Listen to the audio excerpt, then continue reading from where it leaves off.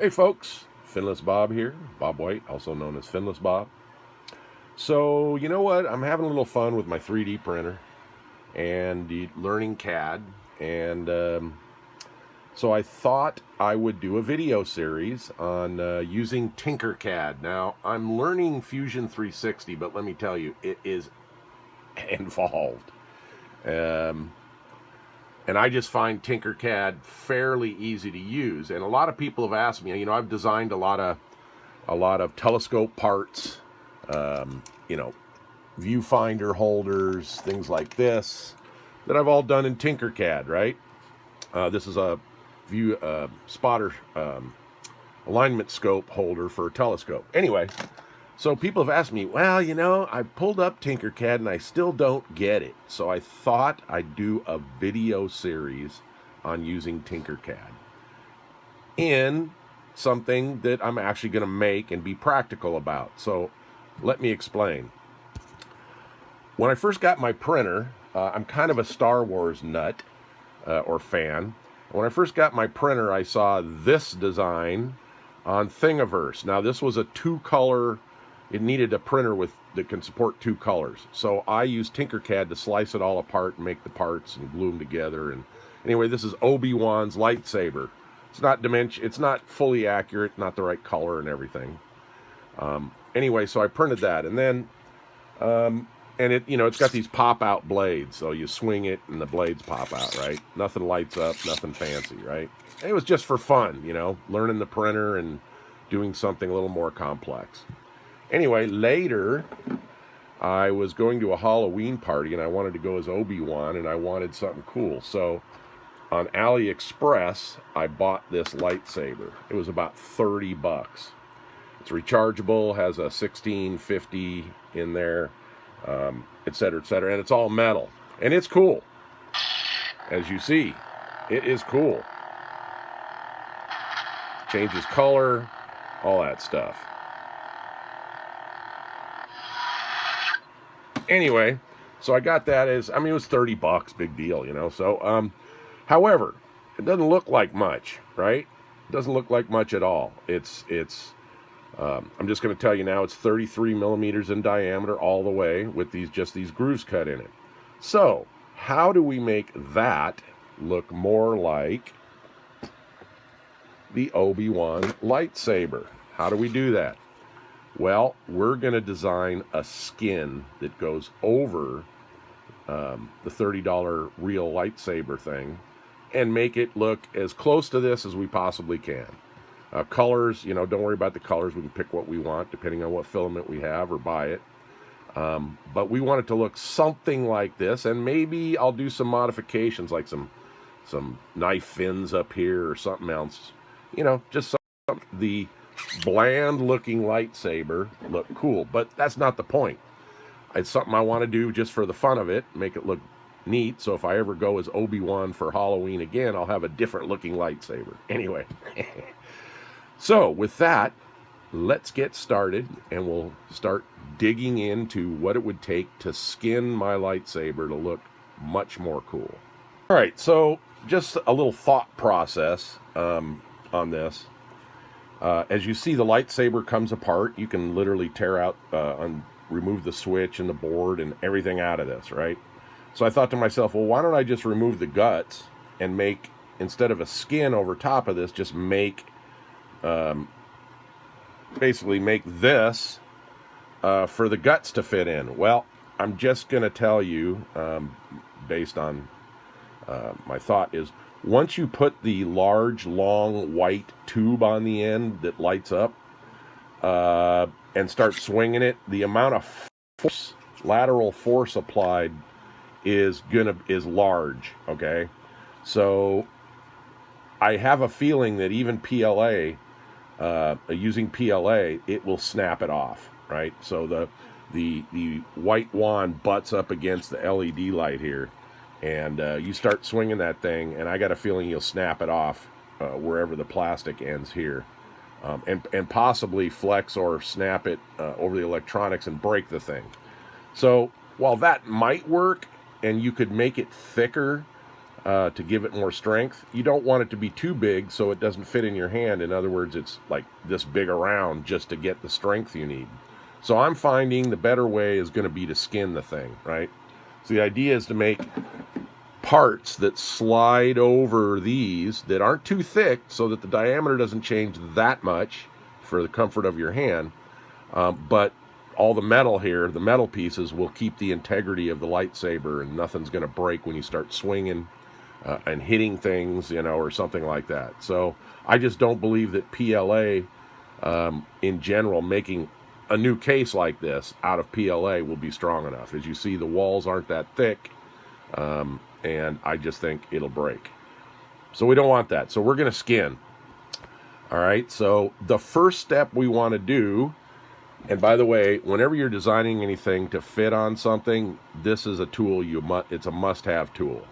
So basically what I did is I measured the diameter of this tube, and it's consistent all the way. As I said in my first part of the video, this is 33 millimeters. So what we want to first do is come up with a ring that slides on here tightly. You don't want it wobbling around on here because you'll feel it. So you want it to slide on tightly, but also not have too much diameter. So we're making a skin, and I'm going to show you how to do that first step in Tinkercad. Okay, so the first thing that you want to think about is dimensions. So we know the lightsaber is 33 millimeters in diameter, and we want a skin to go around it, but we don't want it to be too thick. I'm thinking about 1.5 millimeters in some areas, thicker in others where the decoration is, where some decorations are, things like that, obviously. But where your hand goes around, you want to, you know, have something thin so it isn't too change the diameter that much. You also have to realize the limitations of your printer. How thin can you go? How, you know, other things, overhangs, all kinds of things like that. So what I've decided is I think 1.5 millimeters to 2 millimeter wall thickness would be good. But what we're going to do now is, you know, you don't want to design your whole lightsaber only to find it doesn't fit. So we have to do a prototype of what I would call a ring to see how it fits on the lightsaber, and we get the correct fit. And then that'll be used as a basis all through the skin model. So the first thing we want to do is drag a solid out here, round solid. Now if you look, you'll see that it has very large steps in it. So the first thing I do is increase the sides. And I can actually show you, there's a video on YouTube, or I can show you another time how to make these steps even finer. Tinkercad has a limitation of 64 steps. You can actually make that about 255. I won't go into that now. Anyway, so we're just going to do a test ring. So I'm thinking, I don't know, 10 millimeter ought to do it.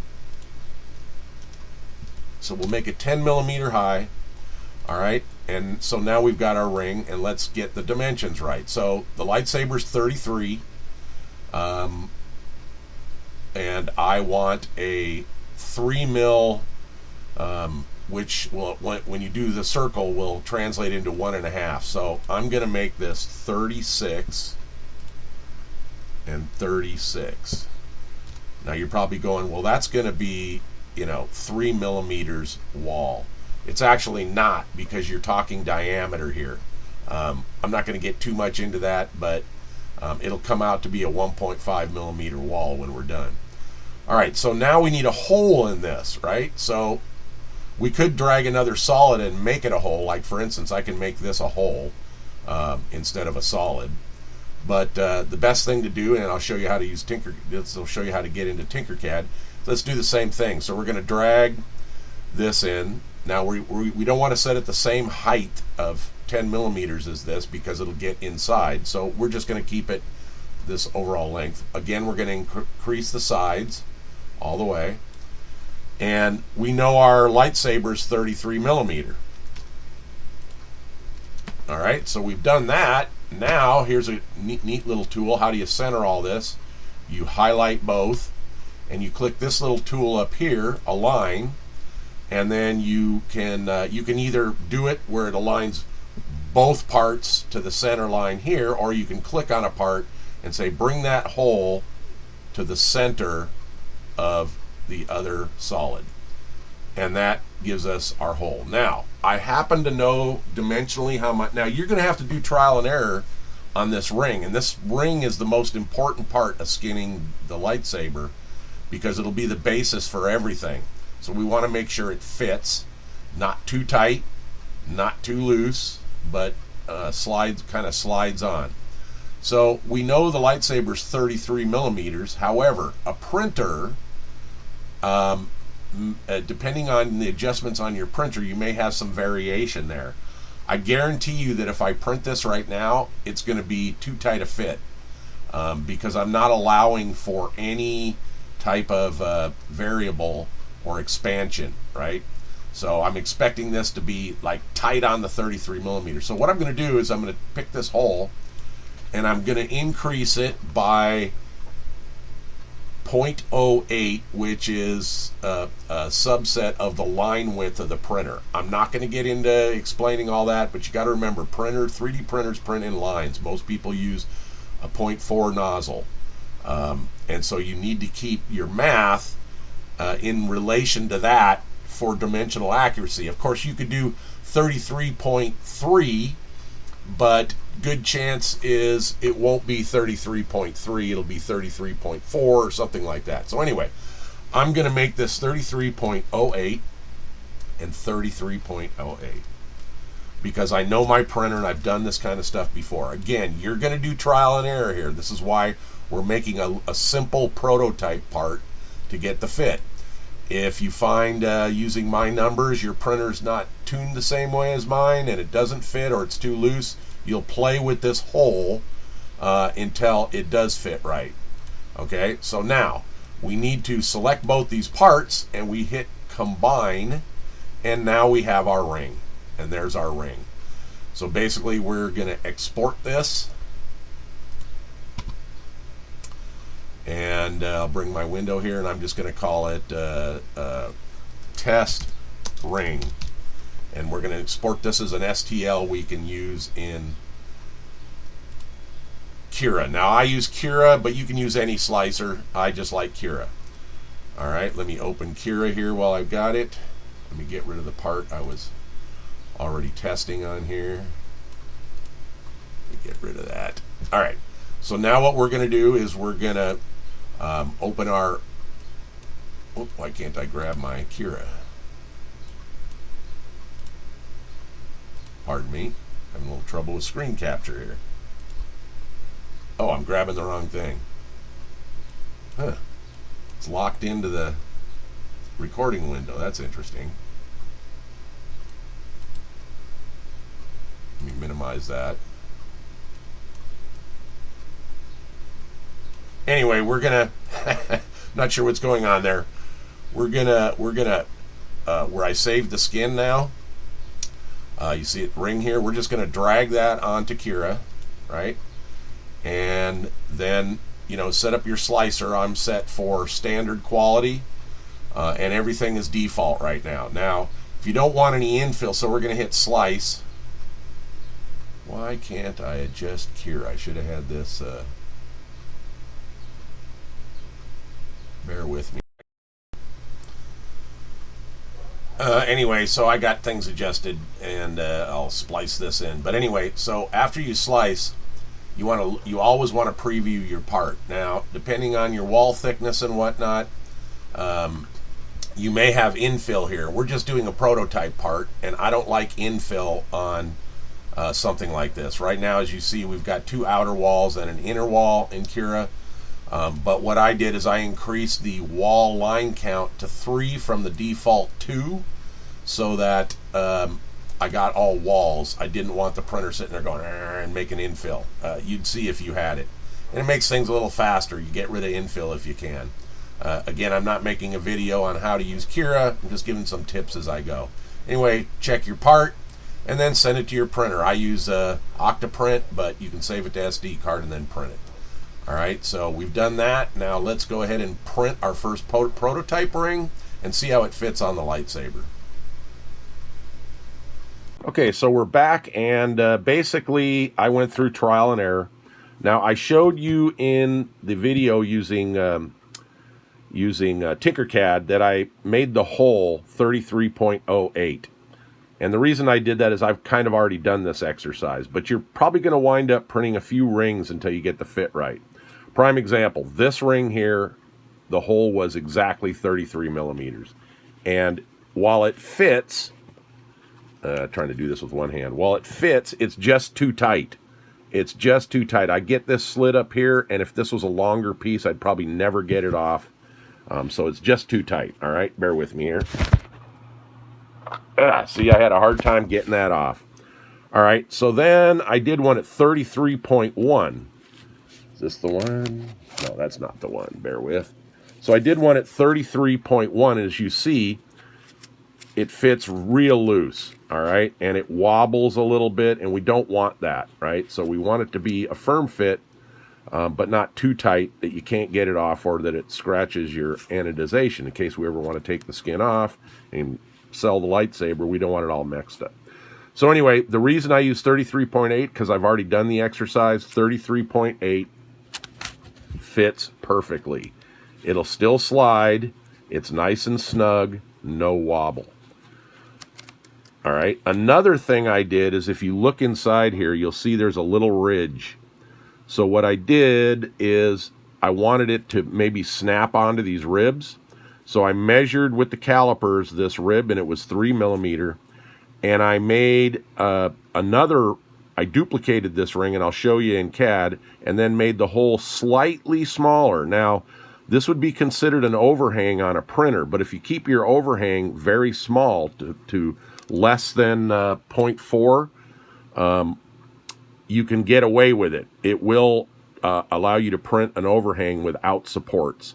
So I'll show you in the Tinkercad how I did that. But what that does is, as you see, when I slide it on, it clicks in place on these ribs. And that'll just help keep it from moving around. You know, we're going to build this skin in parts. We're not making everything one giant skin. We're going to do it in parts, take advantage of screw holes, steps, things like that. So basically, I put that little ridge in there. So in some areas like this, it'll kind of lock in. All right, and I'll show you how to do that in Tinkercad. Okay, so we're on to the next part of this. As you saw, we now have our ring. And by the way, you notice I'm not center, and if I move around, I'm way off. Let me show you some things in Tinkercad to help you with that. These are kind of like your orientation buttons, and this box is kind of your looking down, front, etc. So I'm not center. Now there's several ways in Tinkercad to move around. One is I could just slide this over. If I hold down Shift on the keyboard and the right mouse button, not the left, I can move the build plate around. All right. Another way to recenter on your object is using these. You can hit Home, which recenters the build plate at this angle, or you can hit this box, which will bring you right in on the part. So these are helpful as you're moving things around. If your object gets, you know, let's say I was to make a copy of this, which I'm going to show you how to do next, and I started working over here, and then I wanted to recenter on here. Click the part, recenter. All right, so just some tips there on the toolbars. All right, so now we want to make that ridge that I explained in the video to snap in the ribs on the lightsaber. You don't have to do it. I just kind of like it. There may be parts that I want to snap in a little like that. So I'm going to show you how to do that. Now, we have to be careful of overhangs. What is an overhang? Well, a 3D printer can't print in midair. So if I was to put a ridge in here that's too thick, it would be an overhang, and I'd need to print with supports. And I don't like using supports. As a matter of fact, a lot of this design, we're going to see what we can do to get away from using supports at all. Supports make the surface look rather crusty, and the work you have to do after printing to clean up is not fun. Anyway, so let's figure out how to make that ridge. All right, so I'm going to make a copy of this. Now, when I copy this, because it's a combined part, it's going to combine all the parts. So if I ungroup, you see this is made up of two parts. My 33.08 hole, my 36 millimeter solid, and I'm going to recombine these. And so when I make a copy, it's going to copy both. Now there's several ways to copy. Select the part, and you can use this icon here, which makes a duplicate. Now if you want the duplicate in exactly the same place, this is great for that. As you see, I duplicated it, but you can't tell. Looks like one part. But if I click on one of these, you'll see I can slide it over and I've got the part. If I want a part that I'm going to do work on, I just deleted that part, by the way, by highlighting it, hitting the delete key. If I want to work on another part using this as the basis, what I like to do is hold down Control C, hold down Control and hit C, and then Control V. And now it made a copy that's offset. All right. So now we want to, pardon me, make our ring that's slightly smaller on the inside to make it snap over those ribs of the lightsaber. But we don't want to make it too small that A, we can't get it on the lightsaber, and B, it gives us an overhang that I'd need supports to print. So basically what I'm going to do is I'm going to select this new part. I'm going to ungroup it, which obviously you can do. Now remember, our hole is 33.8, and so I want to make a ridge 33.08. I want to make a ridge that is smaller than one nozzle width. At one nozzle width would cause us probably to have an overhang and it wouldn't print very well. So we want to do it a little bit smaller than one nozzle width. So I'm going to make the hole 32.9 and 32.9. Now one thing to remember, pardon me, one thing to remember, anytime you resize a part, it's no longer going to be center in the other part. So remember, we centered these parts. By the way, let me double check that, because I actually did do a resize. Select both parts and forgot to center. Nope, I'm centered. All good there. All right. So, but now that I've resized this hole to 32.9, it's now no longer centered in this solid. So we're going to select them. Hit this align button, realign the two parts. When it's grayed out, it's aligned. You can't click it anymore, and now we're realigned. So that way the hole is not off center. We're going to combine. Now, as we know, the ridge on the lightsaber is 3 millimeter thick. So we need to make this ring about 3 millimeter thick. We want to leave some breathing room. So I'm going to make this 2.94, high, 2.94 high. All right, so it's slightly less than 3 millimeter, gives us some breathing room. I guarantee you if I made this 3 millimeter, it may not snap within the groove because of tolerances and other things. Now the other thing is we don't want this on the bottom, we want it in the middle. So this is where I'm going to show you how to raise the height of something. So we know this is 10 millimeter, and we know this ring is about 3. So you grab this little triangle and you can raise things off the build plate. So we're going to raise this to 3 millimeter, which should be close to splitting that in half, a little off. You could do the math if you wanted to. And then guess what? Now we're just going to align these two again. And you'll see we have that part in there. Now if you look on the outside, you'll see even though it shows these lines, there's no overhang. So it's perfectly aligned on the outside, but on the inside, you see we now have a bit of a ridge here, right? Not too much that the printer's not going to have to print in midair and you need a support, but it's enough that it's just a little bit under the line width of the printer. So as the printer's drawing, it'll be drawing on here, but a little bit wider. What it does is it either increases flow rate or it increases the line width a little bit to make this ridge. All right, now, as you know, we've got these parts. They're not combined. You always want to combine, all right, in my opinion. You could grab them all and send it as an STL, but what I like to do, by the way, this is your back button. If you move anything or screw something up, you can always just go back. It remembers every command you did until you save this in Tinkercad. Back, back. All right, anyway, So if you mess something up, back and forward are your friends, all right? So we're going to grab all this again. We're going to hit combine. And now our part is 1. Wait till the red lines go away while it's calculating. And now as you see, those outer lines are gone. My ridge is still there, right? You can see it. And the part is 1. So we're going to export this part as STL. And we're going to call it test ring. Replace it. Now we're going to pull up. We always want to check our part in your slicer. So again, I'm using Cura. I'm going to slice this. And here's why we want to check it. If I didn't make this ridge big enough, Cura will literally ignore it. It will look at that and say, hey, that's not enough of a difference for me to print. I'm not going to do it. And it will, you literally, if I was to have made that thing 33, we had 33.08 and 32.9. If I was to make that 33, the line here would have been so thin, Cura probably wouldn't show it and definitely wouldn't print it. So you want to make sure when you load this into Cura, you got what you wanted, right? And as you see, I do. You can see the ridge there, which means Cura honored it and ignored it. Now there is a setting in here called print thin lines, but again, you have to understand the limitations of the CAD and the limitations of the slicer and then the limitations of your printer.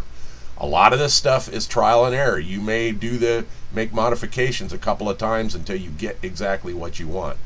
But again, I'm going to stress, you always want to put it in your slicer and check in the preview that you're getting what you want. As you can actually see right there as I'm scrolling, the printer actually is going to print that ridge. All right, again, if I made it too thin, it might ignore it, and if I make it too thick, then it's going to need supports, as the printer won't be able to print that ridge in midair. Some printers you can get away with it depending on your cooling and other things. And again, I don't need that much of a ridge, just a little bit of a click when I slide it on the lightsaber. All right, so that's basically it. This will be the end of part 1 of using Cura to skin my lightsaber.